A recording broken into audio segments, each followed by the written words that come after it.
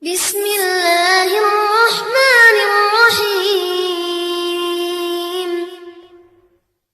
Iqra bismi rabbikal ladzi khalaq. Khalaqal insana min 'alaq. Iqra wa rabbukal akram. Alladzi 'allama bil qalam. 'Allamal insana ma lam ya'lam. Bismillahirrahmanirrahim. Assalamualaikum warahmatullahi wabarakatuh.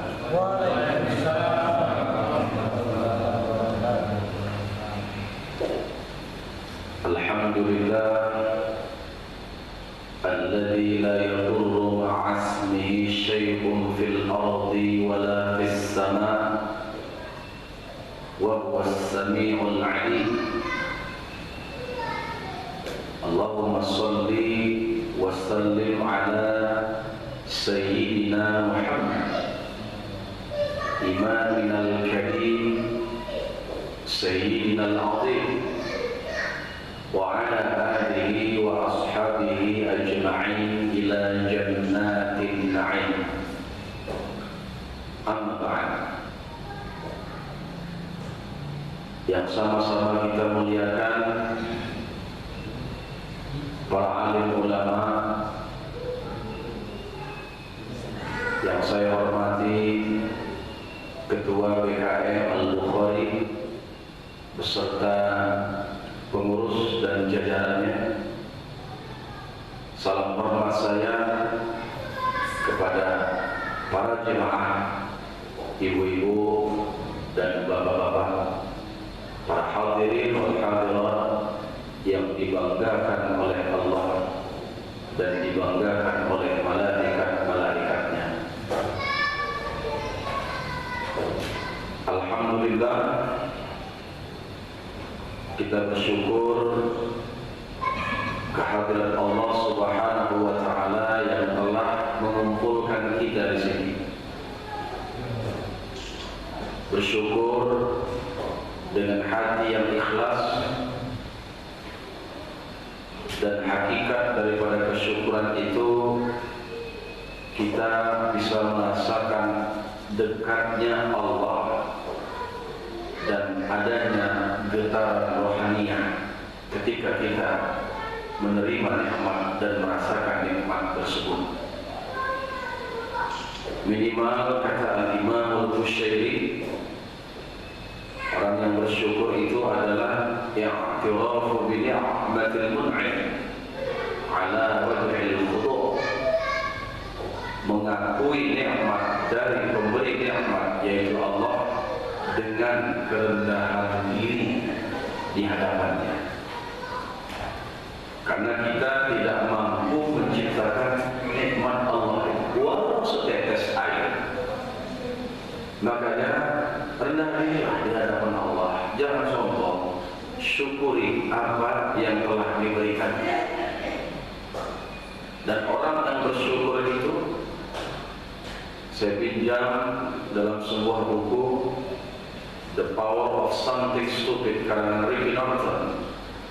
Orang yang bersyukur itu melewati proses yang saya sebut katanya start. Apa start itu? S-nya service. Jadi kalau orang yang bersyukur kepada Allah, dia tidak mengucapkan Alhamdulillah saja kepada Allah, tapi service, dia memberi, dia membantu. Jadi tidak cukup hanya bertahmid Alhamdulillah saja, tapi dia buktikan dengan aksi, yaitu membagi yang dia dapatkan dari Allah itu. Serve. Kemudian T, thank, mengucapkan terima kasih kepada manusia. Kita sudah mengucapkan Alhamdulillah kepada Allah, kepada manusia pun juga kita berterima kasih. Karena kata Nabi dalam hadis yang diriwayatkan oleh Imam Hakim, "Man lam yashkurin nas lam yashkur berterima kasih kepada manusia, maka dia tidak dikatakan bersyukur kepada Allah. Jadi awal disyukur dengan berterima kasih kepada makhluk-makhluk Allah yang telah membantu dan berjasa kepada kita semua ini. Lalu kemudian orang yang bersyukur itu setelah dia berterima kasih, asking, dia terus meminta tambahan-tambahan nikmat dari Allah. Jujur, kalau segini-gininya aja kita berharap kurang, tapi kita diminta untuk berdoa seluas-luasnya apapun karunia yang diberikan oleh Allah Ta'ala kepada kita. Jadi jangan minta, ya Allah berikanlah rezeki dikit. Ngapain kata dikit? Minta sebanyak-banyaknya. Karena semakin diminta Allah, maka akan semakin bertambah kembahaannya dan kebesarannya. Lalu ketika kita sudah meminta itu, maka receive, kita akan terima tambahan-tambahan nikmat itu dari Allah. Tidak ada satupun hadiah anugerah yang paling dahsyat dan indah kecuali anugerah yang diberikan oleh Allah berupa mazidah, tambahan-tambahan nikmat. Lalu yang terakhir, start, ujungnya kan T. Apa itu? Semua bisa kita lakukan asalkan dengan satu catatan. T-nya trust, percaya, yakin pada Allah. Jadi kalau kita tidak yakin kepada Allah, maka kesyukuran kita, nikmat yang diberikan ini, itu hanya menjadikan kita semakin jauh saja dengan Allah. Setelah kita bersyukur, tidak lupa juga kita panjatkan dan kita dedikasikan keharibaan junjungan alam Nabi besar Muhammad sallallahu alaihi wasallam yang telah mengajarkan kita nilai-nilai keimanan, nilai-nilai akhlakul karimah, sehingga kita bisa menjalani kehidupan ini berdasarkan konsep akhlakul Nabi. Maka marilah sama-sama agar malam ini kita mendapatkan keberkahan, kita mengucapkan sholawat badak untuk beliau. Salatullah, salamullah ala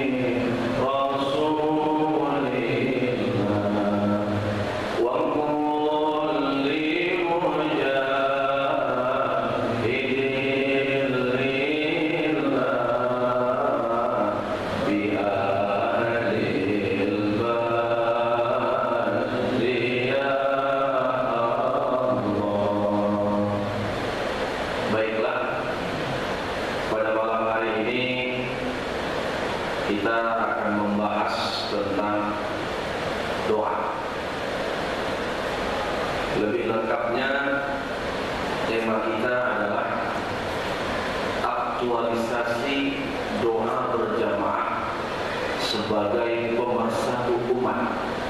Inilah tema kita. Ini judul, insya Allah Jumat yang akan datang akan terbit di Waspada. Berbicara tentang aktual.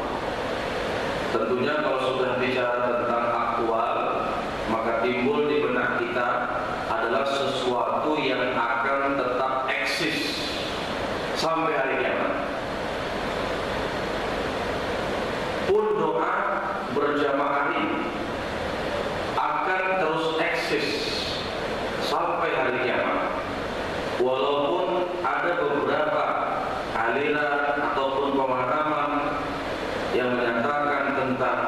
tidak disyariatkannya doa berjamaah ini.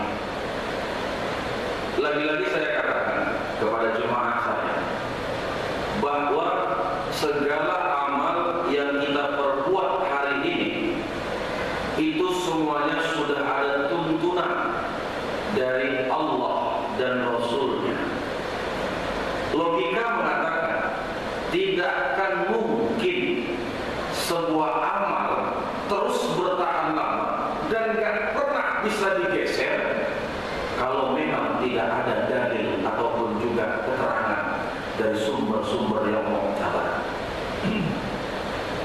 Maka tentunya menyikapi perbedaan pemahaman ini, kita sebagai umat Islam yang sudah kadang mengamalkan doa berjamaah, jangan ditinggalkan. Itu dia. Sebab apapun yang dikatakan orang tentang pemahaman-pemahaman ini, itu semua tidak berlandaskan dalil-dalil yang sahih.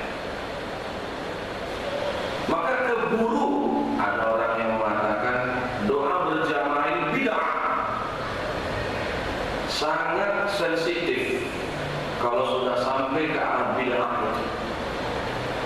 Tapi tahukah kita, Islam itu masuk ke Indonesia, kata Kiai Haji Siroj bin Abbas dalam bukunya Keagungan Mazhab Syafi'i, itu pada abad ke-7 Hijriah.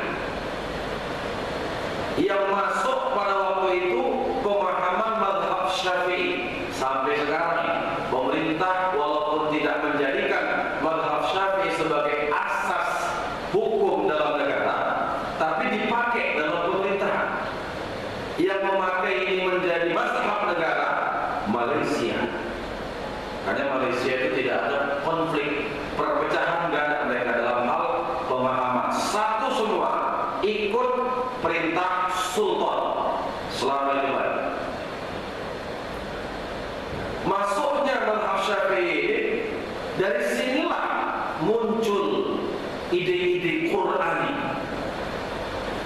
Dari mulai pengamalan sampai doa berjamaah, zikir berjamaah, itu tetap eksis sampai saat sekarang ini.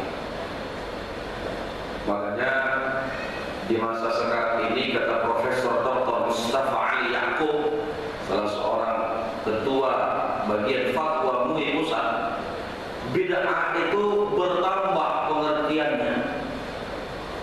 Kalau dulu bid'ah itu ma uhditsa fi ahdi Rasulillah, kata Imam Ibnu Hajar Al-Asqalani dalam kitabnya Fathul Bari, bid'ah itu apa yang enggak diperbuat di masa Rasul tapi dilakukan di masa sekarang. Itu definisi bid'ah. Tetapi sekarang bertambah lagi, kata Profesor Dr. Mustafa Ali Yaqub, yang tidak mengerti dalil dan tidak tahu dalil itu dikatakan bid'ah. Ya sekarang ini beredar seperti itu. Jadi baru dapat satu dalil, lalu kemudian tak ditemukannya dalil yang lain, langsung dijudge-nya bid'ah. Salah model seperti itu. Maka kata Imam Abdul Kafi Taqiyuddin As-Subki Asy-Syafi'i dalam kitabnya Al-Ibhaj fi Syarah Al-Minhaj, beliau katakan i'malud dalilain aula min ibtali ahadihima bil kulliyah. Secara universal, mengamalkan dua dalil itu lebih utama daripada membatalkan salah satu dalil yang ada. Kalau kita ditanya, udah berapa banyak kita baca kitab-kitab Arab Gundul itu yang memang dari sana sumbernya? Udah berapa juta hadis yang kita hafal? Jadi untuk sampai kepada bid'ah, kita harus mempertanggungjawabkan, ada nggak Nabi melarang? Ada nggak Nabi menyatakan bahwa mereka yang tidak melakukan itu dibenarkan di dalam agama? Kalau tidak ada, ini berarti telah membuat kebohongan kepada Allah Ta'ala. Ini yang dikatakan Allah dalam surah An-Nahl ayat 119, وَلَا تَقُولُوا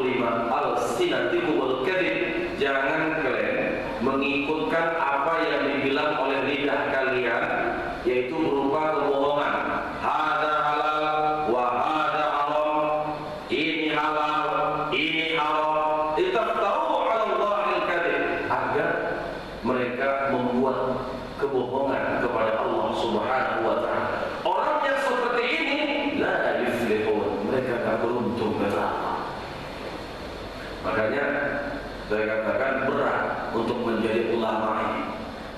Menjadi mujtahid itu berat.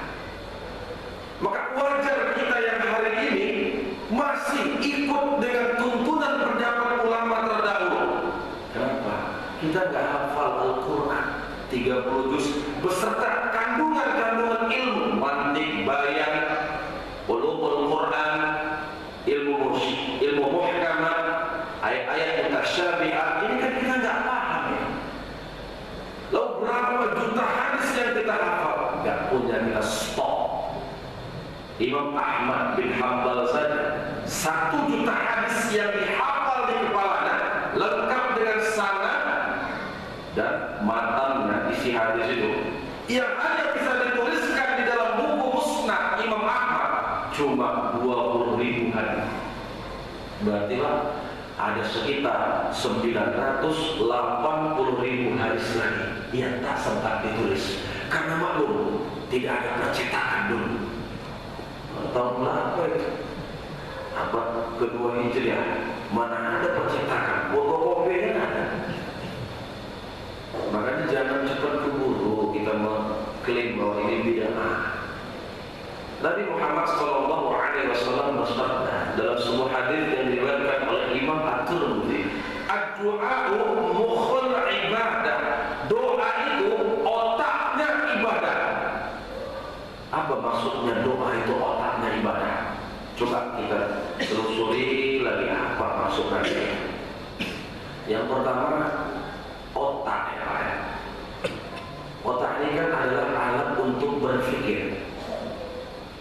Jadi apa yang kita pikirkan itu jadi doa. Nah, itu dia. Maka kita diperintahkan untuk berpikir yang baik-baik. Kenapa? Akan menjadi baik hasilnya. Coba lihat, berapa banyak kita berpikir yang nyeleneh, terjadi yang nyeleneh. Kenapa? Yang kita pikirkan jadi doa. Doa itu sesuai dengan apa yang kita pikirkan. Yang kedua, otak itu bagian yang ada pada kepala, organ penting. Tangan putus masih bisa hidup, kaki putus bisa hidup, telinga putus bisa hidup. Tapi kalau sudah kepala putus, mati kan? Nah begitulah doa itu dalam diri kita. Gak pernah berdoa dikatakan bangkai berjalan, orang mati, sombong dalam kehidupan, tidak mau meminta kepada Allah. Lalu kemudian otak itu suatu organ. Ternyata dia tidak sendirian. Ada cerebrum, otak pengatur kecerdasan. Ada hipotalamus yang men-cancel atau meng-counter segala pikiran-pikiran yang masuk. Ada urat sensorik, ada urat motorik. Ini saling bekerja sama, berjamaah ini untuk mewujudkan kinerja otak yang totalitas. Jadi ternyata otak nggak bisa kerja sendiri, Pak. Maka doa itu otaknya ibadah. Dalam berdoa pun kita jarang kali untuk bisa berjamaah setiap waktu. Tapi kalau dia katakan berjamaah, itulah yang paling penting sebenarnya. Itu maksud Nabi tadi. Doa itu otaknya ibadah. Otak itu nggak kerja sendirian, dia punya kawan-kawan, berjamaah. Begitu juga dalam doa kita juga dituntut untuk seperti kerjanya otak, berjamaah. Tentunya apa manfaat daripada doa berjamaah ini secara kualitatif? Ini yang ingin coba kita cari sorotannya dan pengembangannya. Tapi dari Sinabung ke kota Siantar, singgah sebentar ke kota Firdaus. Berhubung Ustaz lagi haus, tunggu sebentar. Bismillahirrahmanirrahim.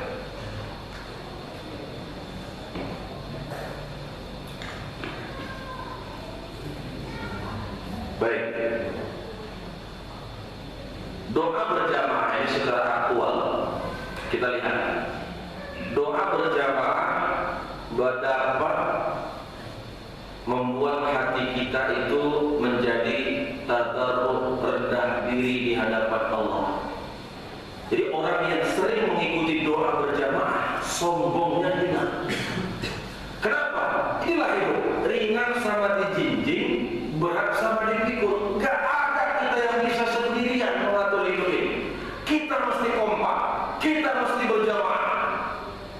Makanya Allah berpesan, wa'tasimu bihablillahi jami'an wa la tafarraqu. Berpegang teguhlah kalian semua kepada tali agama Allah dan jangan berpecah belah. Di dalam doa berjamaah ini ada kebersamaan yang solid, sehingga membuat kita ringan sama dijinjing, berat sama dipikul. Timbul rasa rendah diri karena ada kebersamaan inilah yang membuat dan menentukan bahwa diri kita adalah manusia yang zon politikon, kata Aristoteles. Manusia yang tidak bisa hidup sendirian, manusia sosial. Lalu yang kedua, doa berjamaah ini mempercepat akselerasi terkabulnya doa. Allah Subhanahu wa taala berfirman dalam surat Al-Mu'min ayat 60. Bismillahirrahmanirrahim. Wa qala rabbukum ud'uni astajib lakum. Alladzina yastakbiruna 'an 'ibadati sayadkhuluna jahannama dakhirin.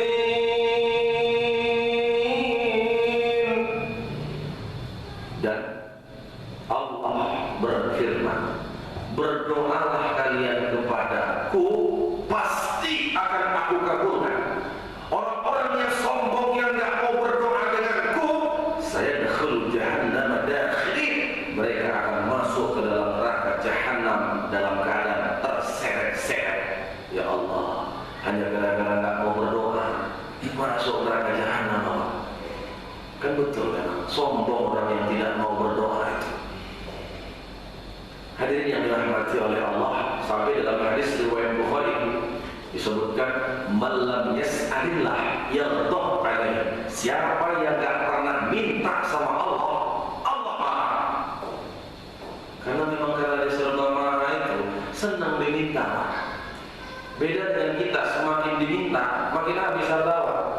Tapi Tuhan Allah Ta'ala ketika dia diminta makin banyak, makin berlimpah karunia Allah.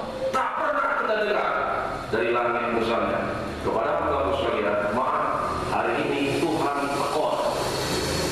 Tak pernah. Makin kaya Allah, kita yang terus miskin menjadi pengemis Allah, menjadi orang-orang yang memanjakan diri dalam meminta kepada Allah Ta'ala. Hadirin yang dirahmati oleh Allah, jadi ayat ini ud'uni astajib lakum, Allah menggunakan domir antum. Kalau dalam ilmu sharaf ada anta, engkau satu laki-laki, antuma, engkau dua orang perempuan, antum, engkau banyak laki-laki. Jadi antuma tadi bisa perempuan, bisa laki-laki, dua orang. Kalau banyak perempuan, antumna, gabung laki-laki perempuan, antum domirnya. Maka Allah menggunakan domir antum. Wa qala rabbukum ud'uni astajib lakum. Ud'uni, itu dia. Katanya panjang. Ud'uni itu menunjukkan domir antum. Kalau dia domir anta saja, ud'uni, berdoalah kamu begitu. Tapi kalau ud'uni, berdoalah kalian semua. Astajib lakum, pasti kukabulkan untuk kalian semua. Apa kata Syekh Ahmad Halabi Zain, salah seorang ulama Syiah kontemporer, mengenai ayat ini? Beliau katakan, ijtima'un nas 'ala du'a huwa dakhilun fil itlaq wal khitab lil jamaah. Berkumpulnya orang untuk melakukan doa, wa huwa dakhilun fil itlaq, dia termasuk secara mutlak adalah dalil-dalil yang berdasarkan Al-Quran dan hadis. Wal khitabu lil jamaah, dan perintah Allah, berdoa kalian kepadaku pasti kukabulkan, lil jamaah, yaitu menghendaki kita untuk doa berjamaah. Itu dia. Jadi prosesnya cepat dikabulkan oleh Allah. Bahkan dalam hadis yang diriwayatkan oleh Imam Tabrani dari sahabat Rasulullah Shallallahu Alaihi Wasallam, Rasulullah memantapkan ini, ma rafa'a akufahum ila Allah Azza wa Jalla yas'aluna syai'an illa kana haqqan 'ala Allah ay yad'a fi aydihim alladhi sa'al. Apa ma rafa'a akufahum, tidaklah manusia sedang banyak-banyaknya mereka angkat kedua belah tangan mereka, lalu mereka yas'aluna syai'an, meminta kepada Allah sesuatu, illa kana haqqan 'ala Allah, pasti Allah akan kabulkan, ayyadha fi aydihim alladhi sa'alu, apa yang mereka minta itu kepada Allah. Ini hadis sahih. Jadi gak ragu kita lagi bahwa doa berjamaah itu memang disyariatkan, baik itu pada waktu selesai sholat atau juga di luar sholat. Imam Syafi'i dalam kitabnya Al-Qur'an beliau katakan, ayu imamin zakarallah sirran atau jahran atau bi ghairihi fa hasan. Seorang imam ketika dia sholat, waktu itu dia memimpin doa atau zikir misalnya, baik itu disirkannya, ya tak dibacanya gitu kan, atau jahran dikeraskannya, atau bilaini, atau dengan cara yang lain, misalnya dengan berjamaah, fahasanun, semua perbuatan ini baik dilakukan. Itu kata seorang imam besar, Imam Syafi'i rahimahullah. Hadirin yang dirahmati oleh Allah, jemaah saya pernah kehilangan sesuatu. Udah 1 minggu dicari-cari, enggak dapat juga. Lalu bertanya kepada saya. Lalu saya datang ke tempatnya. Ustaz, tolong bantu saya Ustaz, agar apa yang saya inginkan itu berupa benda yang sudah lama saya cari enggak dapat bisa ketemu sekarang ini juga. Oke Bu, kalau begitu ayo sama-sama saya mimpin doa, ibu sama anak-anak bapak mengaminkan. Saya pimpinlah doa. Ya bahasa Indonesia kan, minta tolong Allah. Kami ini saudara sedang bersama dan berdoa berjamaah. Kami minta ya Allah, berkah doa berjamaah ini, apa yang dihajatkan malam ini berupa benda yang hilang segera nampak. Selesai berdoa, saya berpulang, lalu diteleponlah oleh seorang ibu tadi. Beberapa menit selang waktunya dia katakan, Ustaz, benda tersebut sudah ketemu. Dan ini kita tidak heran dengan keajaiban doa berjamaah. Kata Imam Al-Hakim dalam kitabnya Al-Mustadrak Al-Sahihain, Nabi Muhammad SAW bersabda, apa kata Nabi? La yajtami'u malak fayad'uwa ba'duhum wa yu'ammina sa'iruhum illa ajabahumullahu ta'ala. Tidaklah berkumpul satu kelompok manusia yang satu mimpin doa, yang lain mengaminkan, kecuali pasti Allah kabulkan doa mereka. Kan betul apa yang dibilang Nabi. Jadi saya kalau ada masalah-masalah, ada problem-problem, saya kumpulkan aja. Ayo, saya mimpin doa, saya tolong aminkan. Ini dia. Jadi kita biasakan ada teamwork dalam ibadahnya. Kalau ada tim bola basket, ada tim sepak bola, ada tim bulu tangkis, ada juga tim doa berjamaah. Perlu agar cepat akselerasi terkabulnya doa kita itu di hadapan Allah Ta'ala. Lalu yang ketiga, secara aktual, doa berjamaah ini merupakan kebiasaan para nabi. Dalam surat Al-Anbiya ayat 90 Allah berfirman, innahum yusari'una fil khairat wa yad'unana raghaban wa rahaban wa kanu lana khashi'in. Itu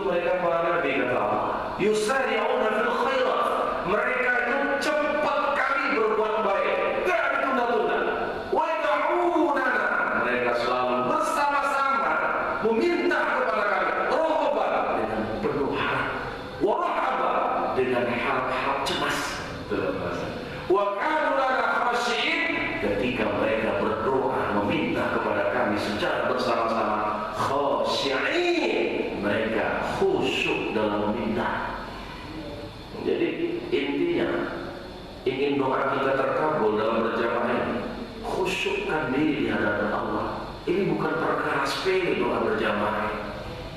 Ini sebuah kekuatan maha dahsyat. Kata Elmas Saskia, salah seorang psikolog, ketika seseorang berjamaah, maka mereka menggunakan kekuatan semesta yang tertinggi, yaitu untuk mempercepat terkabulnya doa. Karena di dalam doa ini ada terikat rasa sama dirasa. Jadi ada perasaan sama, ada perasaan kompak.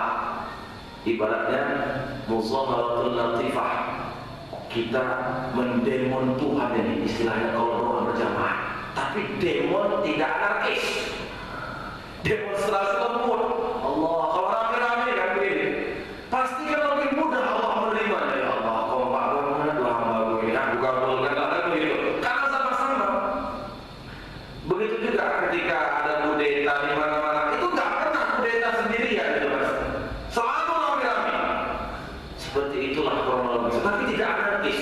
Muzaharatul latifah, demonstrasi lembut. Kita minta sama Allah dengan menangis bersama-sama kalau bisa. Intim ria merasakan kehadiran dan kedekatan Allah Subhanahu wa taala. Itu dia yang paling penting. Makanya ini sudah tren, kebiasaan para nabi terdahulu. Maka nggak pernah kita dengar nabi itu galau. Ada nabi stres, Nabi Ibrahim depresi, mikirkan anaknya mau dipotong gitu kan. Biasa aja mereka, santai bawaan. Kenapa? Karena mereka selalu doa berjamaah. Maka kenapa anak-anak muda sekarang galau, putus cinta, berakit-rakit ke hulu, berenang-renang ke tepian, kawan udah ke penghulu, dia masih sendirian. Itu faktornya apa? Anak muda, orang Allahumma antas salam, ya Allahumma lantas jalan doa. Main pergi aja. Gak pernah kakinya itu sabar gitu, tunggu habis doa berjamaah. Jadi permohonan kita itu dapat terkabulkan dengan cepat dengan doa berjamaah. Kenapa? Ini tren, kebiasaan para nabi terdahulu. Jadi apa yang dibiasakan para nabi, ya biasakanlah. Jangan sampai kita bermalas-malasan dalam hal ini. Lalu yang keempat, orang yang doa berjamaah itu akan selamat dari kecelakaan. Wah, gara-gara nggak doa berjamaah bisa celaka? Bisa. Kalau orang itu meremehkan doa berjamaah, alah untuk apa doa berjamaah? Ngapain ngemis banyak-banyak aneh-aneh katanya kan? Itu bisa celaka orang seperti itu berpikir. Jadi di masa Rasulullah SAW, kata Imam Ibnu Abidin dalam kitabnya Adul Mukhtar, ini salah seorang ulama mazhab Hanafi. Jadi Nabi mendengar ada seorang yang mengatakan, Allahumma firli, ya Allah ampunilah dosaku. Sementara ada di sampingnya orang lain doa sendiri dia. Maka Nabi dengar ini, selesai dia baca doa, apa kata Nabi? Waiha, celaka engkau. Wa idza amamta tasjudiba lak. Kalau doa ini kau buat berjamaah, sama-sama kalian berdoa, tasjudiba lak, pasti akan cepat dikabulkan oleh Allah. Fa inna du'a al-khas wa du'a al-'am kas-sama'i wal ardh. Karena sesungguhnya doa sendirian dengan doa berjamaah seperti langit dan bumi. Masya Allah. Jadi doa berjamaah dengan doa sendirian seperti langit dan bumi, apa perbedaan? Sama seperti kiasnya dengan sholat berjamaah dengan sholat sendirian. Apa kata Nabi? Sholatul jamaah khairun min sholatil fardhi bi 27 darajatan. Sholat berjamaah dibanding dengan sholat sendirian lebih besar pahalanya doa ataupun sholat berjamaah 27 derajat. Masya Allah. Jadi jangan main-main dengan kekompakan ini. Iyalah pula kita kan masa mendoakan diri kita sendiri. Ada anak-anak berdoa dia, ya Allah ampunilah dosaku ya Allah, aku aja yang ampuni ya Allah, bapakku gak usah, pokoknya aku aja lah. Ya kan egois di dalam berdoa. Hadirin yang dirahmati oleh Allah, jangan egois dalam berdoa, apalagi berlebih-lebihan. Dalam berjamaah pun doa itu bisa dikatakan berlebih-lebihan. imam dalam memimpin doa suaranya kecil kali. Entah apa yang mengucapkan kawan itu. Geremong kata-kata. Jadi yang tadinya semangat, yang nggak semangat, nggak jelas yang diucapkan. Harusnya jelas. Ya nggak mesti fase-fase kali, tapi yang penting jelas bisa didengarkan. Ini termasuk berlebih-lebihan, nih, overacting namanya di dalam doa berjamaah. Atau terlalu lama doa berjamaah, sehingga macam kawan saya dulu di pesantren Rodatul Hasanah, panjang kali sampai 1 jam berdoa. Segala stop doa dipakai, doa hari Kartini, doa proklamasi, ikut semuanya dalam doa berjamaah. Sampai mungkin karena kehabisan stok, terbaca dialah sebelum Rabbana Atina, Allahumma inni a'udzubika minal khubuthi wal khaba'ith. Ketawalah semuanya Pak ketika itu, semua jemaah ketika ditanyakan, kenapa kok teringat baca Allahumma inni a'udzubika minal khubuthi wal khaba'ith? Kata dia, maaf, aku kebelet. Saya pikir ini ngeles aja nih Pak, dan udah habis stoknya itu ya. Makanya jangan panjang-panjang, biasa aja dia. Kenapa? Karena makmum ini kan banyak tugas masing-masing. Ada yang sibuk, ada yang gatal menerima duit, lama kali pun kawannya banyak rumahnya kan. Jadi gak khusyuk dia kan. Ada yang udah lemes, sakit, lapar, belum makan. Ya standar lah. Pertengahan kita ambil. Kata Nabi, khairul umuri awsatuha, sebaik-baik perkara ambil yang pertengahannya. Itu dia. Lalu berikutnya, doa berjamaah itu dapat menghilangkan khianat dalam diri kita. Masya Allah, kok bisa? Kata Nabi dalam hadis yang diriwayatkan oleh Imam At-Tirmidzi dari sahabat As-Sauban radhiyallahu anhu, Rasulullah bersabda, la ya'ummanna rajulun qauman fayakhussu nafsahu bid'awati dunihim fa in fa'ala dzalika faqad khana. Tidaklah seseorang dia pimpin sholat, dipimpinnya sholat, selesai dia sholat, dia berdoa khusus untuk dirinya sendiri, gak didoakannya yang lain, tak bersama-sama, keluarkan rame-rame. Apa kata Nabi?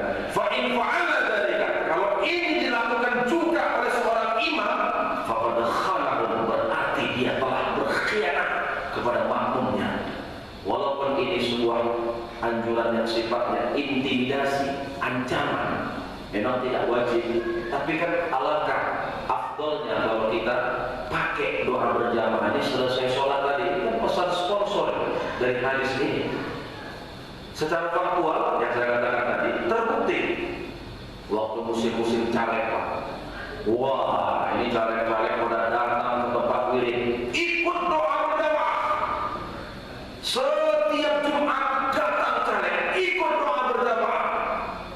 Begitu selesai, terpilih juga dia jadi anggota legislatif, akhirnya terdengar kabar masuk penjara, korupsi kawan. Kenapa? Itulah nggak pernah lagi nongol setelah jadi anggota legislatif di pemerintah. Jadi ternyata orang yang doa berjamaah itu hatinya akan dijauhkan dari sifat khianat. Ya karena kita kumpul-kumpul. Makanya ibu-ibu yang berdiri berjamaah bersama-sama zikir berjamaah, kan jarang ibu-ibu kita dengar ada yang berkhianat kan. Kenapa? Mereka selalu berdoa berjamaah habis wirid. Gitu juga kalau kita jadi anggota legislatif, jangan asik sibuk di sidang. Karena perlu juga keperwiritan. Perlu. Kenapa? Kita ini mesti terus dilesensi oleh hal-hal yang sifatnya spiritual. Kalau jauh dari spiritual, itulah mau orang berkhianat. Na'udzubillah min dzalik. Hadirin yang dirahmati oleh Allah. Lalu berikutnya yang keenam, orang yang doa berjamaah itu dapat mempercepat kesembuhan penyakit. Itu dalam satu kitab Al-Fusul fi Tibbil Rasul, Dr. Jamal Al-Zaki mengatakan, dia mau mengobati pasien yang terkena penyakit kanker otak dengan stadium 4. Dikumpulkanlah sebanyak responden ini, orang yang mau mendoakan yang sakit ini, sebanyak 89 orang. Pasien gak kenal dengan orang yang mendoa, orang yang mendoa gak kenal sama pasiennya.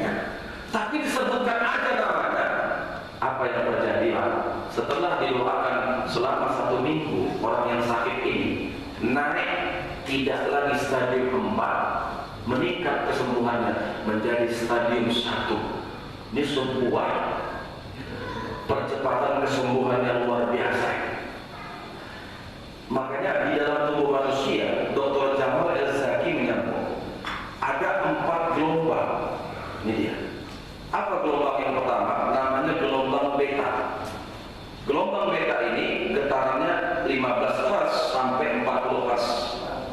Itu model gelombangnya agak apa dia? Agak rapat Pak. Gelombangnya. Kalau kita lihat di screen monitor rumah sakit itu yang ada ICU kan apa? Nah, itu gelombang itu kan ada gelombang beta. Nah, gelombang beta ini bisa meningkat jadi macam begini, acak-acakan. Itulah dalam kondisi stres, dalam kondisi capek berat, gelombang beta meningkat dalam tubuh manusia. Di bawah gelombang beta namanya gelombang alfa. Ini kondisi kita lagi santai, lagi rileks, lagi senang. Getarannya itu sekitar 14 Hz. Alfa nama gelombangnya. Lalu di bawahnya lagi ada gelombang theta. Itu besarnya 8 Hz. Kapan ini? Pada waktu kita tidur nyenyak, lagi mimpi indah, gelombangnya pun sudah melebar ya, udah macam gunung gitu. Nah, itu dia. Di bawahnya lagi yang lebih tenang, gelombang delta, besarnya 4 Hz, lebih lebar dari gelombang sana. Nih, kapan gelombang ini aktif? Ketika doa berjamaah. Ketika orang sedang puasa, ketika hatinya sedang rindu-rindunya dengan Allah, pengen berzikir, gelombang delta yang aktif dalam tubuh manusia. Ini dia. Jadi mempercepat proses kesembuhan. Dan ini kita tidak sanksi lagi. Kenapa? Karena ada ayat Quran yang menyatakan di dalam surah Al-Kahfi ayat 28, wasbir ma'al ladzina yad'una rabbahum bil ghadati wal 'ashyi yuridu wajha. Bersabarlah, tegarlah, semangatlah kalian, kata Allah. Bersama siapa? Bersama orang-orang yang yad'una rabbahum, berdoa bersama-sama, meminta kepada Tuhan mereka pagi maupun sore hari. Jadi doa berjamaah ini dapat mempercepat proses kesembuhan. Jadi kalau ada saudara-saudara kita yang sudah akan ke stadium 4, rutinkan doa berjamaah sembari dikasih obat. Doa berjamaah, kita gempur sel kanker dengan doa-doa berjamaah. Kalau dokter ini kan tahunya memponis saja nih, 6 bulan lagi apa nggak keder sama itu. Tapi itu lumayan Pak, ada lagi yang lebih ekstrim. Pasien memeriksakan diri, setelah didiagnosa pasien dari nanya, Pak, kenapa? Sakit apa saya ini kok pening? Anda kena kanker otak. Astagfirullahaladzim. Berapa lama umur saya Pak? 9 apa Pak? 9 tahun, 9 bulan, 9 minggu. Kata dokternya 9, 8, 7, 6, 5. Belum sampai 1 udah mati kau. Itu lebih ekstrim lagi. Jadi jadilah seorang dokter yang mendoakan pasiennya. Itu dahsyat kan? Karena jujur dalam kehidupan ini banyak profesi-profesi yang disalahgunakan manusia. Semuanya itu dari Allah, rezeki dari Allah. Tidak akan pernah kekurangan manusia itu rezeki kalau dia dekat dengan Allah Taala. Jangan seperti menjadi manusia yang ateis. Siapa itu fisikawan dunia? Namanya Stephen Hawking. Wah, itu komentarnya sangat kontroversial sekali. Dia mengatakan Tuhan itu nggak ada itu yang selalu disebut-sebut oleh agama-agama. Ilmu pengetahuan, sains itulah Tuhan. Masya Allah. Pikirnya hebat kali lah manusia ini. Kata Allah dalam surah Al-Waqiah, wa nahnu qaddarna bainakumul mauta wa ma nahnu bimasbuqin. Kami yang tetapkan kematian itu dan kami nggak bisa dikalahkan, kata Allah. Coba lihat Nelson Mandela kemarin. Sebelum dia meninggal, sibuk rakyat Afrika Selatan nempel-nempelin tahap aja agar jangan mati Nelson Mandela. Dikasih alat-alat canggih miliaran dolar itu untuk menyelamatkan nyawa Nelson Mandela. Apa yang terjadi Pak? Meninggal juga. Mati Nelson Mandela. Jadi jangan sombong kepada sama Allah. Dia yang punya kuasa, dia yang punya segalanya. Tinggal kita lah selalu meminta, berdoa, berjamaah kepada Allah. Ya kiranya ini sajalah mungkin yang bisa saya sampaikan. Mohon maaf atas segala kekurangan. Mudah-mudahan apa yang saya sampaikan ini tentang aktualisasi doa berjamaah sebagai pemersatu umat membuat kita semakin bersatu. Andai kata ada yang tidak mau doa berjamaah, ya silakan. Karena doa berjamaah ini bukan wajib, dia hanya anjuran yang sangat-sangat kalau bisa dilaksanakan tentunya. Jadi terima kasih atas segala perhatian, mohon maaf atas segala kekurangan. Wabillahi taufiq wal hidayah. Assalamualaikum warahmatullahi wabarakatuh. Alhamdulillah, terima kasih kita ucapkan kepada Ustaz yang telah memberikan tausiahnya kepada kita semua. Mudah-mudahan apa yang disampaikan Ustaz tetap kita terapkan dalam kehidupan sehari-hari.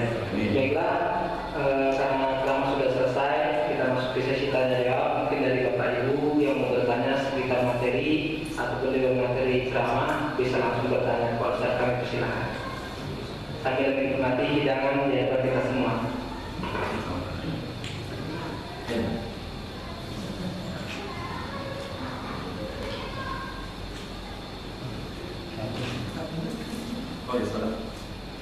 Assalamualaikum warahmatullahi wabarakatuh. Waalaikumsalam warahmatullahi wabarakatuh.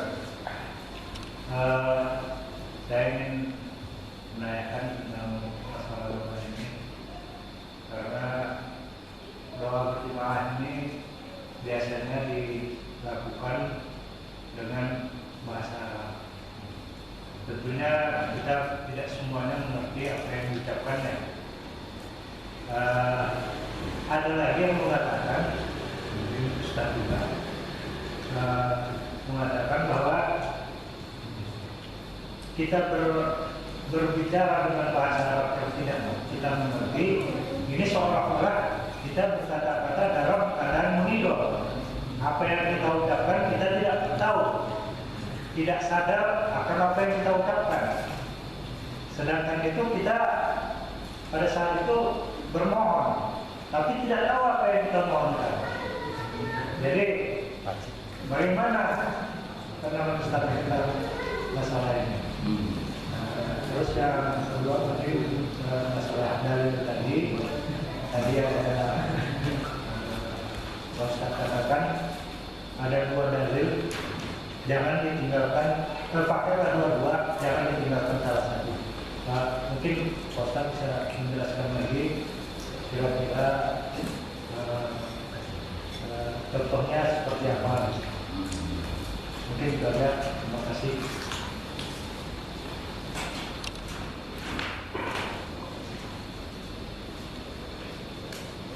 Ya. Mengenai apa yang kita minta ya, di dalam berdoa berjamaah, kembali lagi Rasulullah mengatakan hanya sholat yang tidak boleh menggunakan bahasa manusia. Tetapi di luar dari sholat kita bisa menggunakan bahasa apapun, termasuk tuntunan untuk berdoa berjamaah ini. Syekh Nawawi Al-Bantani menyatakan bahwa untuk belajar bahasa Arab itu hukumnya fardu kifayah, tidak fardu ain. Kalau bahasa Arab itu fardu ain mempelajarinya, berdosalah kita semuanya, pasti, karena berat. Maka justru ulama-ulama seperti santri-santri yang di pesantren inilah yang membuat suksesnya fardu kifayah terlaksana, karena mereka kan belajar bahasa Arab. Dalam konteks ada seorang ustaz yang mengatakan kita seperti mengigau ketika kita doa berjamaah, karena kita nggak tahu bahasa Arab itu. Jawaban saya dalam hal ini, yang pertama, kita kan tidak dianjurkan berbahasa Arab dalam doa berjamaah. Yang kedua, intinya ketika kita meminta kepada Allah dalam doa berjamaah, husnuzon kita lah yang paling didahulukan. Positive thinking bahasanya. Apa yang diucapkan seorang imam ketika doa berjamaah, intinya dia meminta yang baik-baik. Nah, itu dia.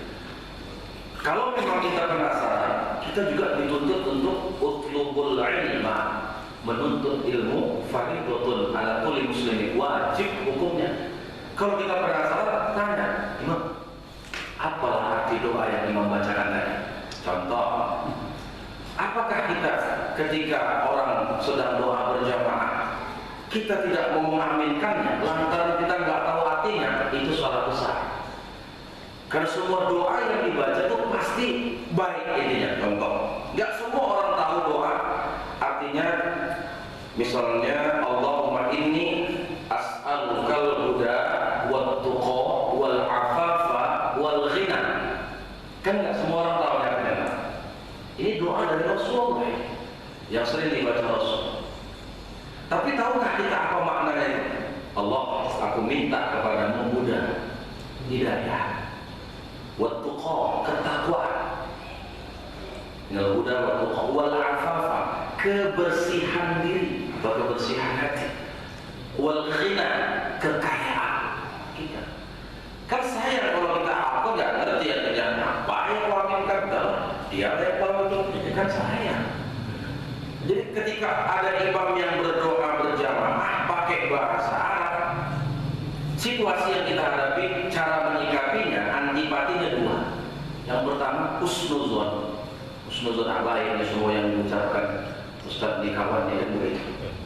Lalu yang kedua, kalau penasaran, tanya langsung apa itu artinya imam. Kan di situ dia. Jadi tenang aja untuk berdoa berjamaah.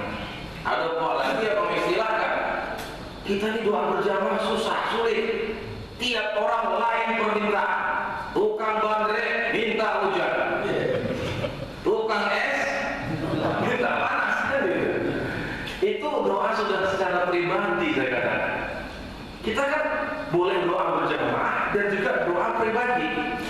Kalau doa berjamaah yang isinya umum, minta ya Allah, minta ampun kalau ada kesalahan kami kepada orang tua kami, kita minta diberikan oleh Allah hidayah, diminta sama Allah perbaikan diri. Ketika kita doa pribadi, kan nggak mungkin pesen sama imamnya, Imam, aku tukang bandrek, tolong ya mintakan hari ini hujan.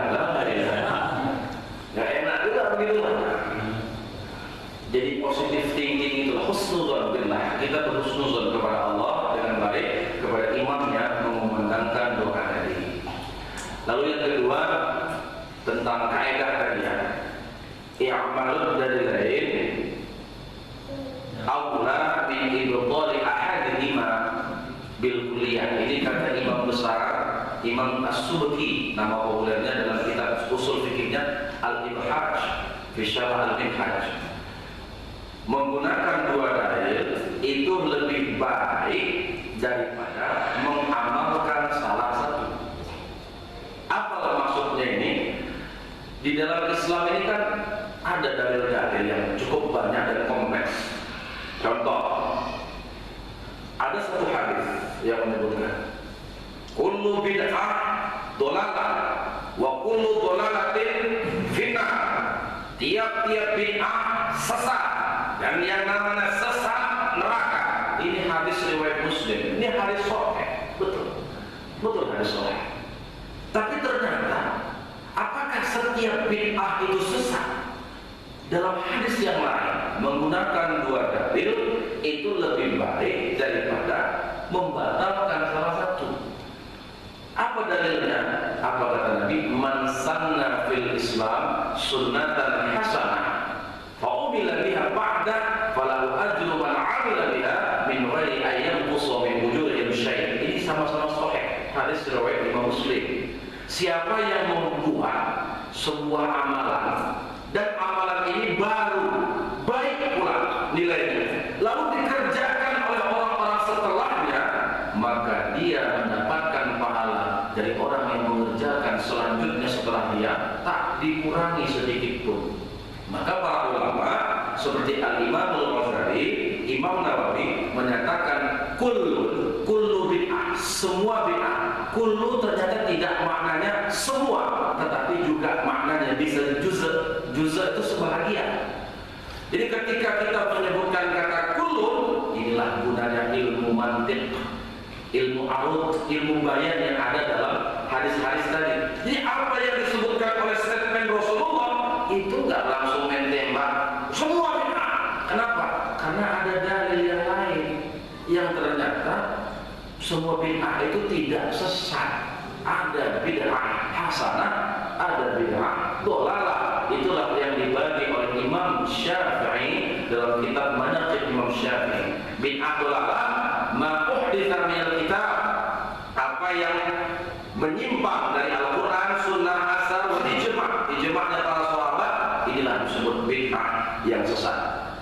Kalau bid'ah hasanah ma uhditsa minal khair, apa yang dilaksanakan, dibuat, tetapi ada unsur kebaikan di dalamnya. Contoh, Nabi Muhammad kemudian sahabat tidak pernah mengadakan maulid dalam bentuk haflah perayaan, kan gitu.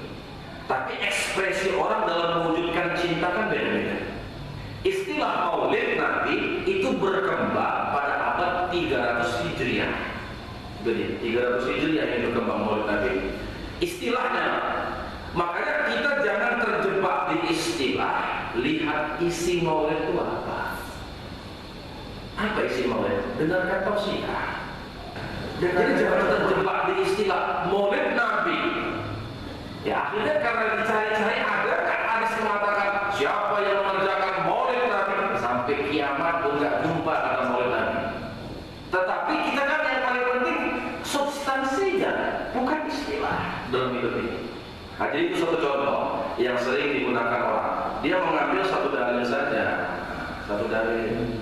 Kemudian karena ini yang dipertahankannya, pokoknya yang baru-baru sesat, bid'ah, mengadakan Isra Mi'raj, musyrik. Ada yang begitu, sampai mengadakan Isra Mi'raj pun musyrik. Daripada musyrik lebih bagus musyrik. Nah, itu kan lebih keren. Ya, kalau musyrik ini sering ada. Berarti kita akan masuk neraka kalau musyrik ini kan. Tapi kalau musyrik, itu lain ceritanya. Nah, gitu deh Pak.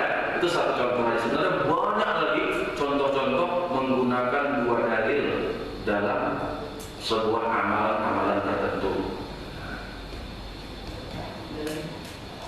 Silakan. Assalamualaikum warahmatullahi wabarakatuh. Waalaikumsalam. Ini mengenai akselerasi doa berjamaah dari saya, bahwa doa berjamaah bisa mempercepat kabulnya doa. Nah, bagaimana kalau misalnya kita kan doa berjamaah itu paling sering di masjid saja, sholat. Bagaimana kalau kita berdoa, tapi kita tahu ada hal-hal yang mungkar di masjid itu, gitu. Misalnya kita menerima keranda yang dari pencuri, gitu. Jadi harta wakaf, atau hal-hal yang lain yang kita tahu itu secara berjamaah, gitu. Itu hal-hal yang memang mungkar secara agama. Bagaimana kita yakin doa ini bisa terkabul, gitu, di dalam rumah ibadah, gitu. Apa bisa terkabul kalau kita ketahui secara berjamaah ini ada hal yang subhat, bahkan misalnya haram, gitu. Iya. Jadi begini. Minum dulu Pak. Alhamdulillah, pengertian juga. Jelas Allah kan sudah katakan, la talbisul haqqa bil batil. Jangan campur adukan antara yang hak dan yang batil. Kan begitu. Kenapa? Menyatukan antara hak dan yang batil itu seperti menyatukan minyak dengan air. Sampai kapanpun kita kacau itu minyak dan air, dia tidak akan pernah bisa bersatu. Sama. Kenapa kita dalam hidup ini susah kali mau dekat dengan Allah? Udah berzikir belum juga bisa hati itu bergetar menyebut nama Allah. Apa alasannya? Kata Imam Al-Ghazali sederhana, karena kita masih mencampurkan antara maksiat dan taat. Bagaimana getaran Allah itu akan ada dalam hati kita? Ya sama seperti doa berjamaah yang sudah jelas-jelas tahu ambalnya ini menjelang dari pencurian, AC-nya dari bea cukai yang gak jelas misalnya begitu, atau mungkin berandaannya tadi kan hasil curian dari tetangga atau masjid sebelah cuma dicek lagi. Tentunya ya pasti ya agak menyulitkan untuk akselerasi doa itu tercapai. Rasul pernah mengatakan, innal abda la yahrumu rizquhu bidzambin yusibu. Dalam hadis riwayat Abu Dawud, sesungguhnya seorang hamba itu terhalang dia mendapatkan nikmat dari Allah karena dosa yang diperbuatnya. Ya sama. Kenapa doa belum terkabul? Karena ada dosa yang dibuat hamba. Ada barang yang haram yang melekat di dalam tubuhnya itu, atau ada makanan yang haram yang masuk ke dalam pencernaannya. Tapi kalau kondisinya seperti ini ya, Allah juga tetap punya hak mengabulkan doa itu. Lagi-lagi kita berada di bawah iradahnya Allah. Kalau Allah kabulkan juga, itu hak Allah. Dan itu terjadi juga. Walaupun bermaksiat, Allah kasih juga. Ya contoh aja lah, orang nggak sholat, tetap makan bisa. Sehat. Kaya malah itu belum dia hebat lagi. Bisa kaya lagi. Maksiat dia. Dikasih Allah juga. Nah itulah.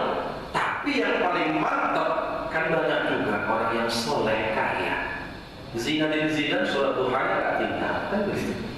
Muhammad Ali tahajudnya wah luar biasa itu Muhammad Ali.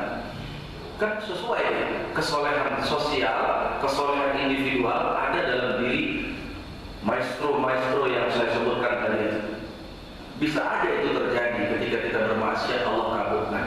Makanya Imam Al-Ghazali dalam kitab Ihya Ulumuddin beliau katakan, walaupun kita tak bisa meninggalkan maksiat itu, jangan juga kita berhenti berdoa.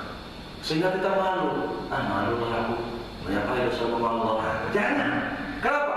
Ajaballahu syarrul makhlukin. Allah saja masih mengabulkan doa iblis. Ada orang yang lebih besar dosanya daripada iblis lah. Tidak ada. Allah aja masih mengabulkan. Apa salah satu doa yang dikabulkan Allah kepada iblis? Iblis minta, ya Allah, anzirni ila yaumi yub'atsun. Panjangkan umurku sampai hari berbangkit. Apa kata Allah? Fa innaka minal munzirin. Tenang aja iblis, ku panjangkan umurmu. Nah, itu ya. Jadi jangan pernah malu. Nah, jadi kalau misalnya kita masuk di masjid, ketahuan di dalamnya ini ada hal-hal yang haram, tetap ikut aja kita bergabung. Kita kan bukan minta yang haram ini. Yang penting kita sendiri yang mensolehkan dan mensucikan diri. Jadi tidak ada halangan kita beribadah di tempat yang memang kondisinya banyak yang haram. Haram kan belum tentu najis, betul. Contoh balsam kan haram untuk dimakan. Tapi kan nggak najis kan? Itu dia. Nggak najis itu, minyak GPU kan haram untuk diminum. Tapi kan nggak najis. Nah, sama seperti itu. Masuk di masjid yang kita nggak jelas ini misalnya, uangnya tetap sah sholat. Tetapi lagi-lagi tentu yang paling afdol masjid yang memang murni dari kebaikan-kebaikan orang, dari wakaf-wakaf orang-orang soleh. Itulah yang paling baik kan Pak. Paling-paling masjid-masjid yang begitu itu ya dalam kondisi darurat saja itu yang bisa kita lakukan. Ya.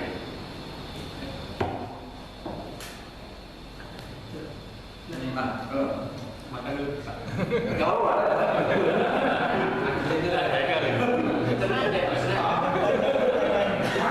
Udah makan kok. Assalamualaikum warahmatullahi wabarakatuh. Doa ini mempunyai kekuatan untuk manusia yang masih hidup ataupun yang sudah meninggal Ustaz.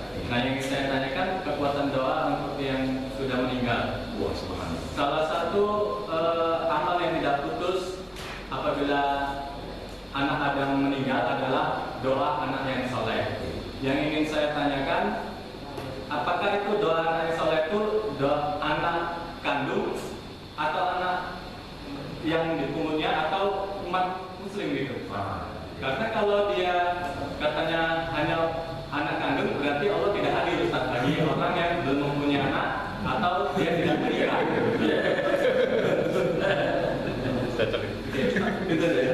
Oh, ini pertanyaannya saya pikir sangat unik.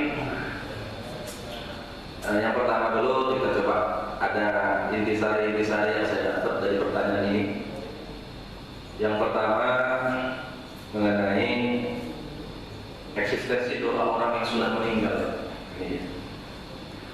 Apakah orang yang sudah meninggal itu bisa berdoa? Kan begitu pertanyaan. Jawabannya bisa.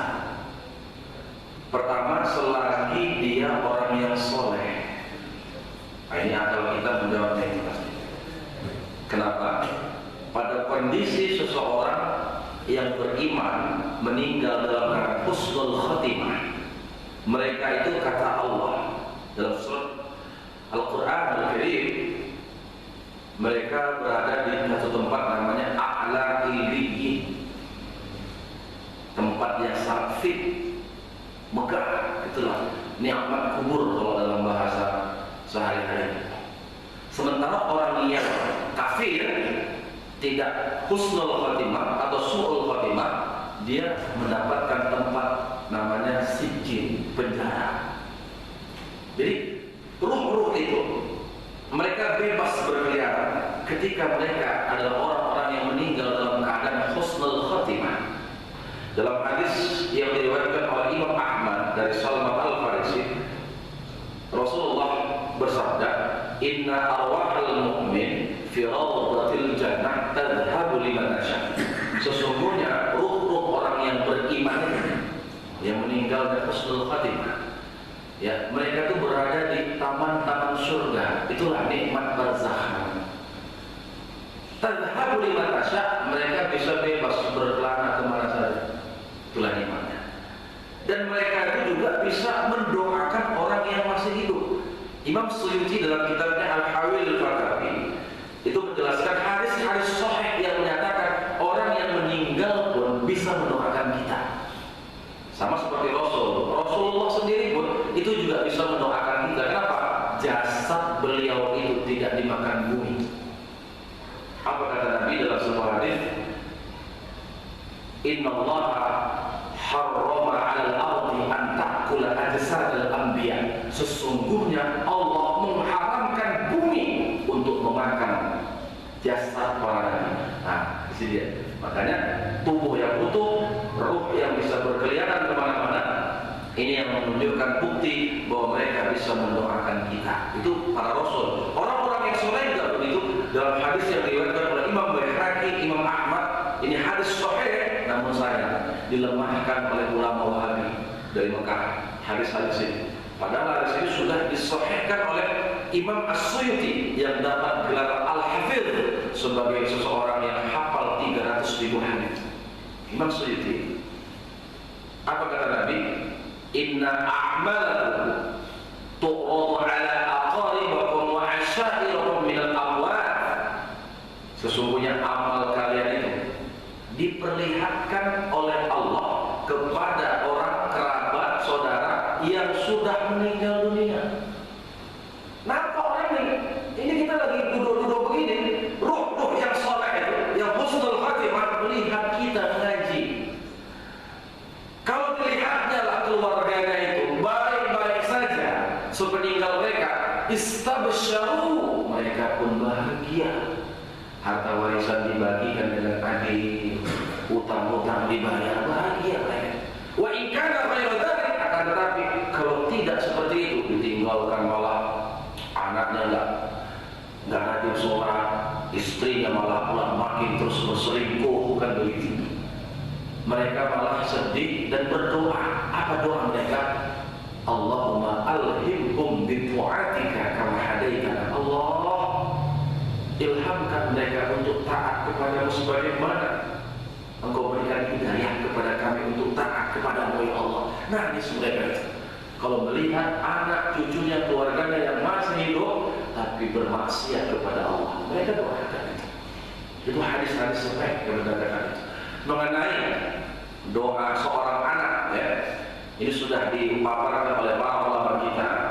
Redaksi yang digunakan oleh Nabi Muhammad ketika menyebutkan bahwa setiap anak Adam yang lahir, ya, kullu bani Adam, tidaklah apabila mati anak Adam, ini hadisnya, idza mata ibnu Adam inqata'a 'amaluhu illa salat. Apabila anak Adam maka meninggal, terputuslah amalnya kecuali 3. Nah, itulah diantaranya waladun sholeh yad'ulah. Apa makna waladun sholeh? Ini dia bedanya. Oleh para ulama, waladun itu beda dengan ibnun atau ghulamun. Di dalam bahasa Arab itu ada beberapa kata anak ya. Sobiyun, ghulamun, kemudian waladun, ibnun. Nah, jadi yang sedarah itu ibn, kemudian ghulam, lalu sobiyun, anak bayi. Ini yang sedarah. Tapi yang waladun, apa arti walad? Yang terlahir. Dia bisa lahir dari siapapun. Jadi istilahnya ada anak angkat, anak pungut tadi katanya kan, anak pingin. Ini termasuk dalam konteks waladun. Jadi orang yang tak punya anak kandung sekalipun, tapi dia punya anak yang diadopsi, kalau anak yang diadopsi ini soleh, masuklah dia dalam kerangka waladun soleh yad'ulah. Untung aja Nabi tidak menggunakan kata ibnun soleh yad'ulah, karena kalau sudah ibn itu adalah anak darah kandung. Kalau dalam kitab-kitab Tauhid nggak pernah kata walad, ibn. Ibnun dipakai, itulah karena saudara tadi. Tapi waladun dia tidak mesti saudara. Pokoknya anak siapapun, anak orang, doanya Nabi. Kalau dia mendoakan orang tua angkatnya atau orang tua dirinya, itu contohnya. Ya demikian. Ya, Waalaikumsalam. Nah, ini pertanyaan terakhir, Pak. Iya. Kita mendoakan orang tua yang kita bukan muslim bagaimana? Oh iya betul. Jadi begini, dalam kitab Khosaisul Kubra, Imam Jalaluddin Abdul Rahman menceritakan dalam hadis-hadis sahih yang diriwayatkan oleh Imam Muslim bahwa Nabi kita Muhammad SAW sepeninggal Abu Thalib. Abu Thalib itu suatu paman Nabi yang tidak Islam, itu dikisahkan oleh Imam Bukhari bahwa ketika Abu Thalib itu di tengah nazak, sudah sakaratul maut, Nabi menyuruhnya, ya wahai pamanku, syahadatu an la ilaha illallah, ucapkan syahadat la ilaha illallah, tidak ada Tuhan selain Allah. Apa dijawab oleh paman itu? Wa ana ala millati Abdul Muttalib, aku itu berdasarkan agama Abdul Muttalib lah. Apa maksud agama Abdul Muttalib ini? Itu diartikan Abdul Muttalib itu ternyata agama nenek moyang. Nenek moyangnya bukan yang Hanif, yang ke Ibrahim, tetapi nenek moyangnya berhala. Jadi yang dimaksudkan Abu Thalib itu, aku yang berdasarkan agama nenek moyang lah. Maksudnya agama berhala itu. Gak mau Abu Thalib. Berkali-kali Nabi Muhammad arahkan, ucapkan itu hingga meninggal dengan ucapan wa ana ala millati Abdul Muttalib. Di kondisi seperti ini membuat Nabi Muhammad bersedih. Lalu kemudian setelah meninggal, Ali mengkafankan, Ali juga ikut menguburkan ayahnya Abu Thalib. Nah, dari peristiwa ini menunjukkan bahwa orang kafir itu tidak najis secara hakiki. Jadi kadang-kadang ada begitu, mamanya Islam, anaknya kafir datang mau dicium si mama tadi ini, apakah haram? Tidak. Nah, konteksnya amalan Ali bin Abi Thalib yang menguburkan, yang mengkafankan Abu Thalib ini. Jadi salah kaprah kalau ada anak yang Kristen, anak yang kafir atau mama yang kafir meninggal, nggak bisa lagi memeluknya, menciumnya, awas begitu. Saya pernah melihat itu. Jadi saya tegur dalam tausiah takziah, baru mereka tahu. Jadi setelah dikuburkan, Ali dan Rasulullah langsung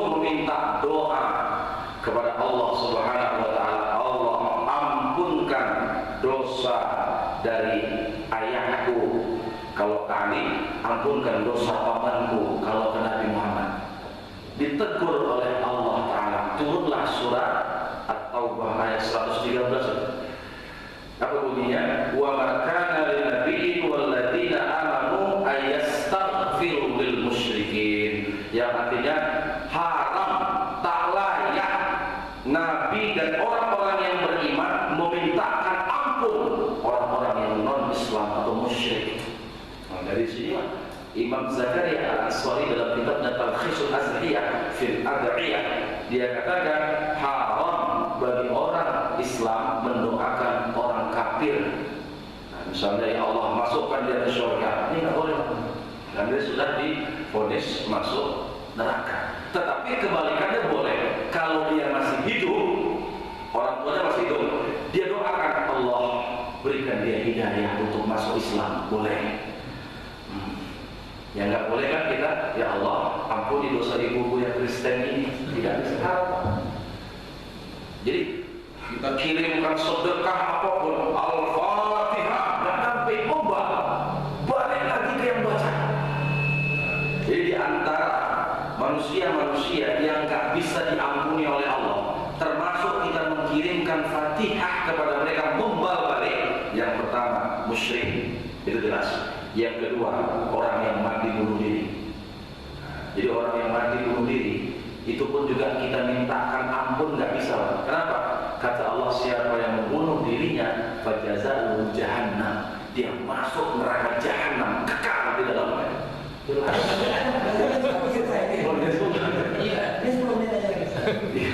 Sekali lagi lah, satu kali ini.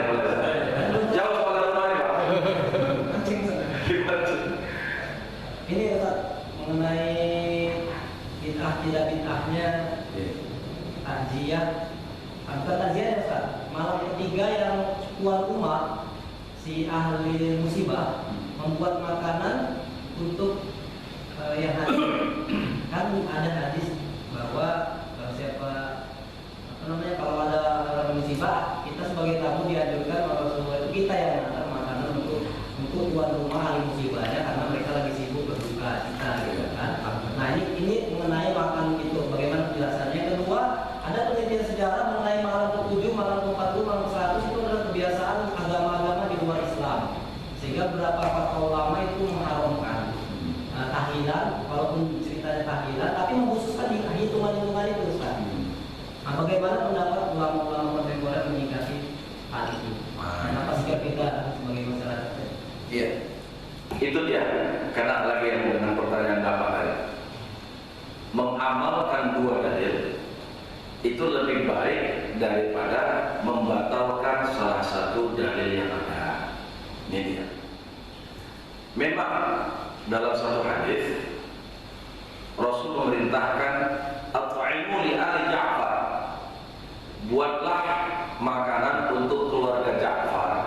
Ini mereka lagi sibuk, lagi susah, mereka berkabung, bantu mereka. Jadi arahan hadis ini diperintahkan oleh Rasulullah tetangga-tetangga, para sahabat untuk membuatkan makanan, menyediakan makanan untuk pelayan-pelayan yang datang, kan begitu. Itu dalam satu hadis. Dari hadis yang lain yang diriwayatkan oleh Imam Abu Dawud, Imam Ahmad, dan hadis ini sahih menurut muhaddis, ya menurut Abu Dawud sendiri, bahwa Nabi tatkala beliau telah menguburkan salah seorang mukmin lah yang muslim, Nabi kan menyuruh gini, luaskan ya, kuburannya luaskan, kata Nabi. Lebarkan kata Nabi Muhammad. Falamma raja'a, setelah Nabi Muhammad pulang, fada'a imra'ati, istri yang meninggal tadi mengundang Nabi Muhammad SAW untuk datang ikut makan.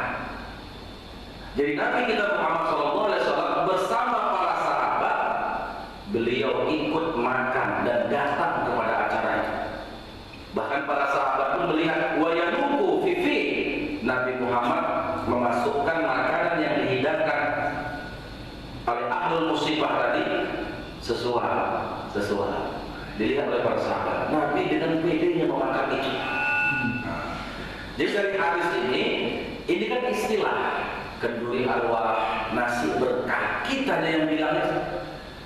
Jadi jangan terjebak di istilah, tapi substansinya, isi substansinya itu apa? Itu tadi, ada istri daripada orang yang meninggal tadi mengajak Nabi Muhammad dan para sahabat untuk makan barang. Ini hadis riwayat Imam Ahmad.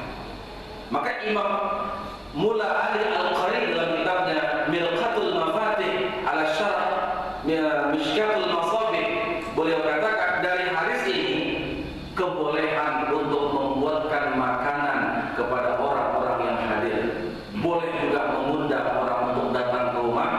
Nah, ini dia. Jadi kita kirim-kirim doa, mengundang orang datang, itu boleh. Dengan satu catatan, memang niatnya kita untuk bersedekah, nggak ada lain. Untuk bersedekah. Jadi dalam hadis yang lain dia berkuat juga, ya Rasulullah, dalam hadis riwayat Muslim, inna abi mata, bapakku dan meninggal ya Rasul. Walam yusi, dia nggak berwasiat apa-apa sama aku ya Rasul. Apa yang fa'u in atasaddaqu anhu? Apakah bermanfaat kalau aku bersedekah atas namanya? Apa kata Nabi? Na'am, ya, bermanfaat. Lalu sahabat tadi bertanya, ayu sedekatin khair, sedekah apa yang paling baik ya Rasul?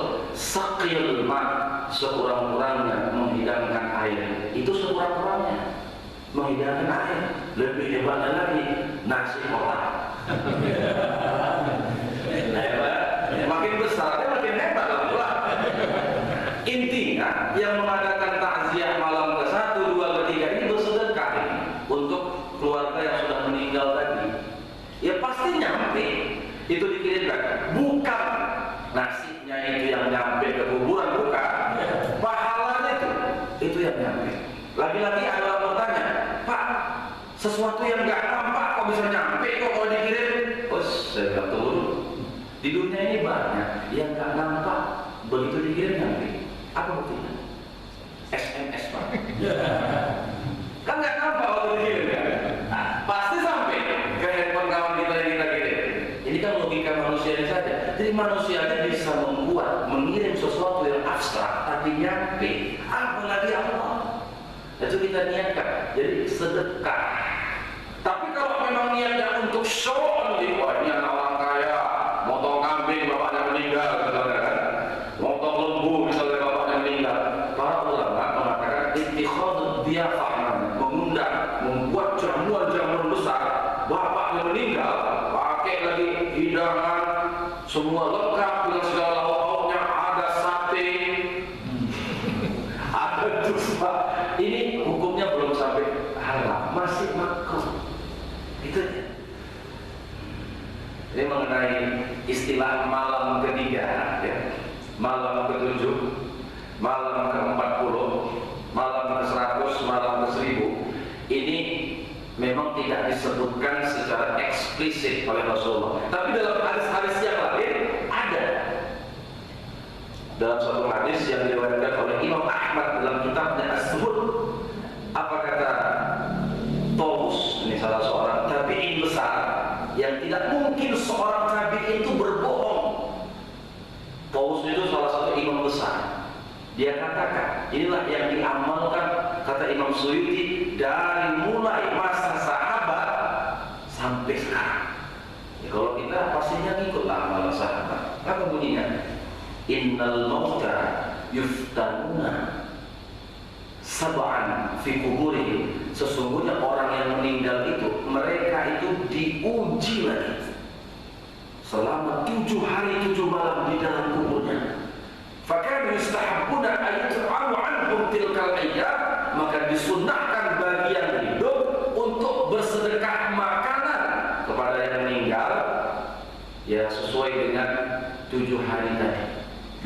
Jadi malam pertama kan ada satu aqua BP kecil lah kan gitu. Di malam ketiga barulah udah mulai besar, udah mulai pakai nasi di dalamnya. Jemaahnya pun beda itu, malam 1 sama malam 3. Saya yakin itu. Apapun modusnya orang datang, walaupun dia datang untuk misalnya untuk makanan, tapi dia tetap baca Fatihah sampai juga. Jadi jangan pikirkan modus. Kenapa? Itu perasaan manusia. Dalam fikih tidak ada perasaan itu jadi hukum. Kata Nabi, nahnu nahkumu bizawahir. Kami itu memberikan hukum yang nampak-nampak aja, yang pasti-pasti. Jadi perasaan itu tidak jadikan hukum. Sama kita merasa, aku merasa ini betul nggak ibadah aku ini? Nah, perasaan kita nggak betul. Tetapi secara fikih kita sudah menyelesaikan syarat dan rukunnya secara sempurna, sah. Masalah diterima itu Allah pulang. Kita kembali ke situ. Jadi malam ke-7 tentunya dari hadis tadi ya. Makanya setiap orang ada malam ke-1, malam ke-2, malam ke-3, ada malam ke-7. Malam ke-40 ada juga redaksi hadisnya, kalau orang mukmin kata Nabi itu diuji 7 hari. Tapi wa minal kafir arba'ina sabahan, mereka diuji sampai 40 pagi. Makanya ada istilah 40 malam 40 kan begitu. Baru malam ke-100, malam ke-1000. Ini sudah mencapai haul. Haul itu kan dalam 1 tahun. Jadi peringatan haul itu pun itu juga dilakukan oleh Nabi Muhammad. Sampai Aisyah itu cemburu itu. Nabi bersedekah setahun setelah meninggalnya Siti Khadijah. Jadi Aisyah cemburu itu dalam sebuah hadis sahih riwayat Muslim juga, di mana Nabi kita memperingati hari kematian Khadijah selama 1 tahun. Maka di bersilam-bersilam di Riau, di Pekanbaru itu kan ada memperingati haul 1 tahunnya Syekh Abdul Wahab Rokan misalkan begitu. Itu dalilnya ada, bukan tidak ada. Malam ke-1000. Lagi-lagi angka-angka ini yang saya sangat kecewa dengan ada beberapa orang mengatakan ini mirip dengan budaya Hindu. Di sini saya kecewa. Kenapa? Tiap angka dalam Islam itu punya makna. Malam ke-7, angka 7 ya, itu kan tabarruk lil adad. Kalau kata Imam Ibnu Hajar, kita ngambil berkat lewat bilangan. 7 lapis bumi, 7 lapis langit, Al-Quran, Al-Fatihah terdiri dari 7 ayat. Nah, itu dia. Kemudian 40 itu usianya manusia. Usia 40 itu, angka 40 itu angka yang sangat sakral dalam Islam. Angka 100 itu yang digunakan oleh Nabi kita Muhammad dalam berzikir-zikir. Jadi Rasulullah itu dalam suatu riwayat beliau itu istighfar 100 kali 1 hari 1 malam. Angka 100. Berikutnya juga dengan angka 1000, bahwa 1 hari di dunia 1000 tahun di akhirat, itu dalam sebuah surat Al-Hajj saya bilang. Jadi angka-angka ini yang ada hubungannya dengan Hindu sebenarnya. Jadi kita tabarruk lil adad, namanya mengambil berkat, ngambil karomah lewat bilangan itu. Sama 7 air 7 sumur kita berobat. Karena ada ya. Nah, sekarang tak ada lagi air 7 masjid. Banyak dari sumur kan gitu. Nah, ini ada orang bilang lagi, Mama Dede malah mengatakan musyrik. Mama Dede kan langsung aja kan. Musyrik kata si Mama Dede bilang ayat 7 masjid. Ya Allah, dia enggak membaca Fathul Bari. Itu dalam hadis dari Bukhari, Nabi menjelang wafatnya sakit parah. Malah beliau menyuruh sahabatnya untuk mencari di sab'ati abad, carikan aku air 7 sumur kata Nabi Muhammad. Setelah dapat airnya itu, ahriku alayya, siramkan ke tubuhku. Nabi yang sudah parah lumpuh, begitu disiramkan langsung berdiri, berpidato Nabi Muhammad. Dari sinilah satu dasar kenapa orang banyak berobat dengan air 7 masjid itu. Kalau sudah penyakitnya ada parah kali, kalau sudah pakai air 7 masjid atau 7 sumur. Kenapa harus 7 masjid? Karena susahnya sumur tadi dicari. Ya paling tidak kita ambil keberkahan orang yang berwudu di masjid itu. Kan begitu ya. Jadi orang yang di masjid itu kan banyak yang berwudu. Tentunya air masjid itu kan berkah yang luar biasa. Mana tahu kita bisa sembuh dengan air tersebut. Yakin Pak dengan ayat tersebut? Bisa. Buka surah Al-Anfal ayat 11. Ada 4 manfaat air. Saya kadang-kadang heran dengan orang.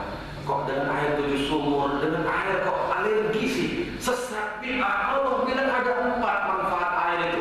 Yang pertama, bi'utahhirakum. Allah turunkan air dari langit untuk mensucikanmu, untuk bersuci. Itu yang pertama. Yang kedua, waliyadhhaba 'ankum rijza syaitan, untuk menghilangkan gangguan setan. Makanya kalau ada orang termasukkan kesyuruhan, bacakan ayat kursi Allah la ilaha, sembuh kalau takut itu syaitan tadi. Memang iya. Itu dia.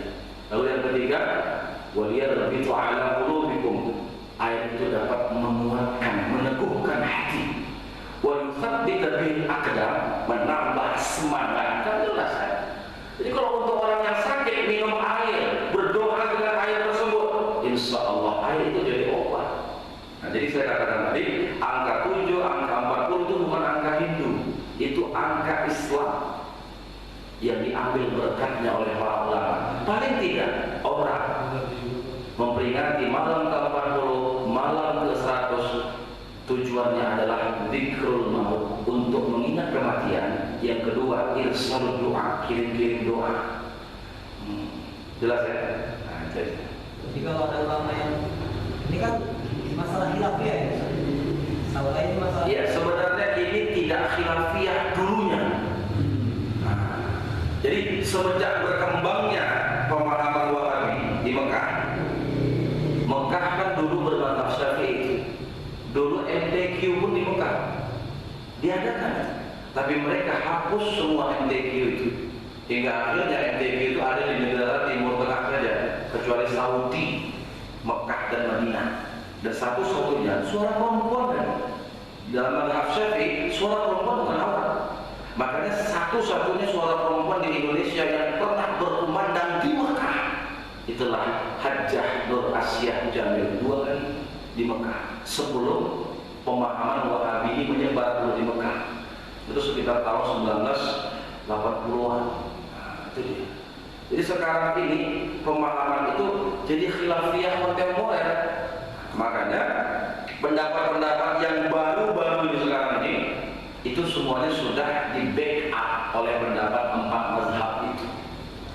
Paling tidak ya, mereka yang merayakan atau memperingati yang malam-malam tersebut, para ulama cuma menyebutkan seperti Syekh Izzuddin bin Abdussalam. Beliau katakan cuma makruh saja, tidak sampai halal. Tapi itu lagi khilafiyahnya nggak terlalu berat. Ada yang memakruhkan, ada yang memubahkan, membolehkan, itu aja. Tapi tidak ada sampai haram, musyrik, sesat. Dan itu terjadi. Mereka yang ziarah ke kubur, baca talqin jenazah bid'ah kan gitu. Mereka yang azan ketika melepaskan jemaah haji di depan pintu itu juga bid'ah kata mereka. Ya, memang itu fleksibilitas. Maka saya katakan tadi, dalil-dalil itu ada yang sifatnya umum, ada yang khusus. Yang tahu inilah para ulama salafus saleh yang terdahulu. Saya katakan, kenapa kita ikut mazhab itu? Kenapa ada mazhab Syafi'i, Hambali, Hanafi dan Maliki ini? 4 mazhab ini. Ini hidup dekat di masa para sahabat. Inilah ulama yang dipercayakan. Imam Syafi'i lahir tahun 150. Beliau lebih dahulu dari Imam Bukhari bahkan. Maka beliau banyak berjumpa para tabi'in, anak-anak para sahabat. Beliau dengar langsung ini hadis-hadis ini. Makanya seragam pendapat 4 para ulama ini, walaupun ada berbeda-beda sedikit dalam beberapa kasus-kasus kan. Tapi pada hakikatnya mereka seragam. Belakangan ini saja yang langsung tidak fair saya rasa. Mereka menggunakan dalil ini, dalil itu segala macam, tapi tidak tepat sasaran. Intinya sama. Rasulullah mengatakan sudah di backup oleh Nabi. Lan tajida min ummati ala dalal. Umatku itu gak akan mungkin berkumpul untuk menyatakan kesesatan. Itu maksudnya. Jadi para ulama kita yang terdahulu, kita ikut mazhab Hanafi, Syafi'i, Maliki, Hambali. Siapapun mereka, amal kita diterima oleh Allah. Gak mungkin mereka berkumpul dalam kesesatan. Itu aja. Ini kan belakangan aja nih. Setelah informasi terbuka, internet di mana-mana. Kemudian apalagi ada TV-TV Islam dengan para ulama, ini juga berbahaya. Nah, saya sedih kali dengan beberapa channel-channel TV Islam yang langsung membintangkan ini segala macam, ini salah. Ini kan baru ini. Logikanya lah. Coba berabad-abad umat Islam punya masjid yang doa berjamaah, tapi ada satu masjid yang baru saya ketahui sebenarnya sudah banyak masjid yang berubah aliran. Ini tugas BKM ini sebenarnya, tugas BKM untuk membackup siapa-siapa aja yang datang masuk. Nah, jadi kalau pas dengan pengajian kita, cocok dia dengan pemahaman kita, angkat, bagus. Tapi kalau udah nggak cocok, maaf Pak, kami tidak mengamalkan itu. Keluar aja ya Pak ya, dengan cara yang lain. Karena udah beberapa masjid Pak, seperti masjid di Jalan Rahmat Syah, habis tak ada lagi yang namanya zikir berjamaah, doa berjamaah, takbir tahlil tak ada lagi di situ.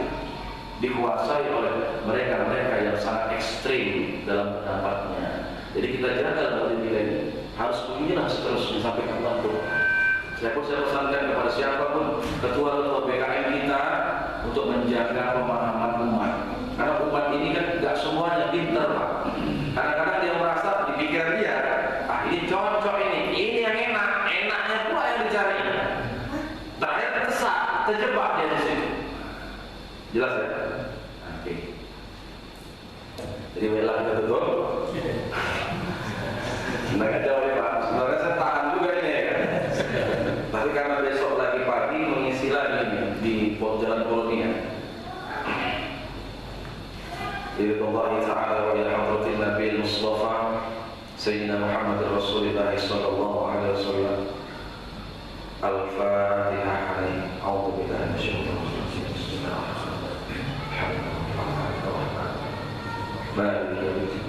Iyyaka na'budu wa iyyaka nasta'in. Ihdinas siratal ladzina an'amta 'alaihim ghairil maghdubi 'alaihim waladdallin. A'udzu billahi minasyaitonir rajim. Bismillahirrahmanirrahim. Sayyidina Muhammadin imamil muttaqin wa 'ala alihi wa sahbihi ajma'in.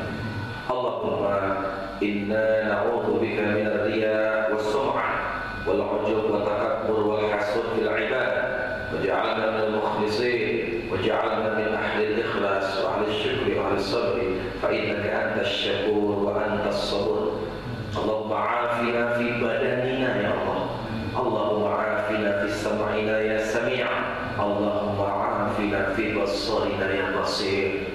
Allahumma rabban nas adhibna al-ba'sa was-su' washfina anta syafi la shifaa'a illa shifaa'uka shifaa'an la yughadiru saqaman wa la alaman. Rabbana hab lana min azwajina wa dhurriyyatina qurrata a'yun waj'alna lil muttaqina imama. Rabbana atina fid dunya hasanah wa fil akhirati hasanatan wa qina 'adzaban nar.